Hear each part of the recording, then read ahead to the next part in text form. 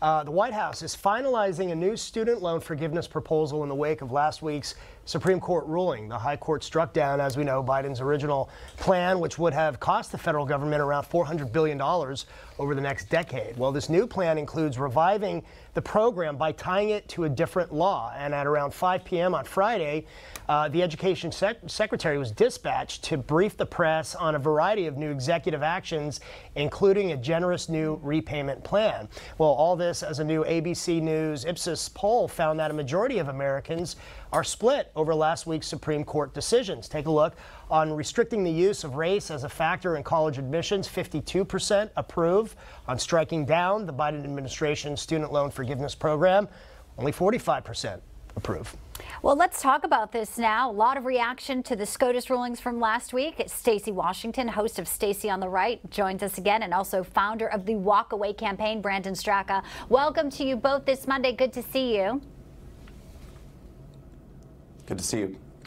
So much reaction. Let's start with AOC. Always has, something about the, division here, and she's just sort of agitated now about the Supreme Court decisions. She says, get this, the court has not been receiving adequate oversight. Here's AOC's talk of impeachment.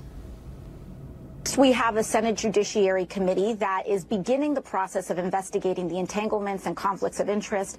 Just 1 to 2 weeks before the student loan ruling, the country learned that Justice Samuel Alito was accepting gifts from billionaires who were lobbying against Supreme Court that were lobbying before the Supreme Court against student loan forgiveness. I believe that if Chief Justice Roberts will not come before Congress for an investigation voluntarily, I believe that we should be considering subpoenas. We should be considering investigations.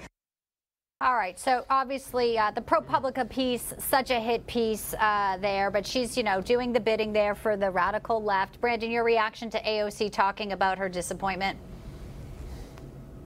Well, it doesn't surprise me at all. Look, for decades now, the left has been proposing terrible ideas to the American people.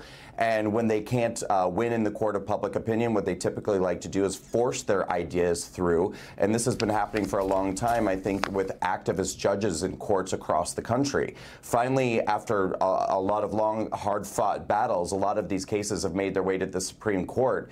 And people seem to not really like, or people on the left seem to not really like or appreciate the fact that the job of the Supreme Court is to actually interpret the law, interpret the Constitution, and make sure that these cases are upholding, the principles of our Constitution. And in many cases, they are not.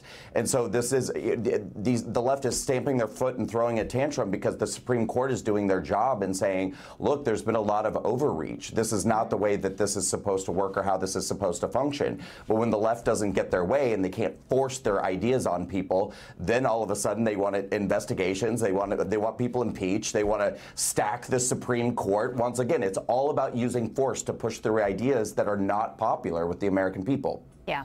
And I think AOC's interpretation or her description of accepting gifts wasn't exactly accurate. So maybe she needs to get her facts straight a little bit there. Hey, Stacey, I want to switch gears and I want to talk about the Supreme Court's ruling on gay rights. So the AP, the Associated Press, said that the man named in the Supreme Court's gay rights ruling says he didn't request a wedding website. They say that the request in dispute, this according to the AP, was from a person identified as Stewart, and wasn't the basis for the federal lawsuit filed preemptively 7 years ago by, as we know, the web designer Lori Smith before she started making wedding websites. But as the case progressed, as it advanced, it was referenced by her attorneys when lawyers for the state of Colorado pressed Smith on whether she had sufficient grounds to sue. Do you think it really makes a difference? Does it really matter at this point? Her attorneys say no. Look, it doesn't. This is just. This is a side issue here.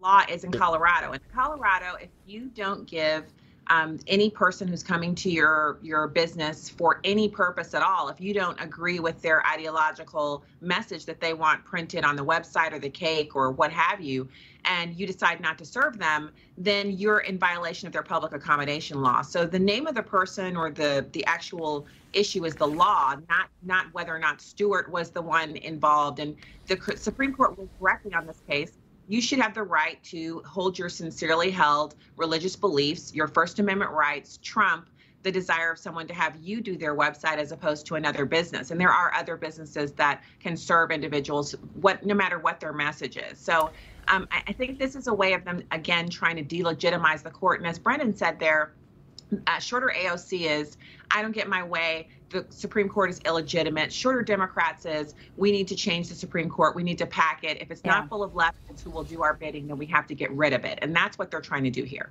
Yeah, well, obviously major rulings impacting and, obviously a lot of reaction still on affirmative action with college admissions. Got to leave it there, though. Wish we had more time, but great analysis and great conversation. Stacey, Brandon, thank you to both.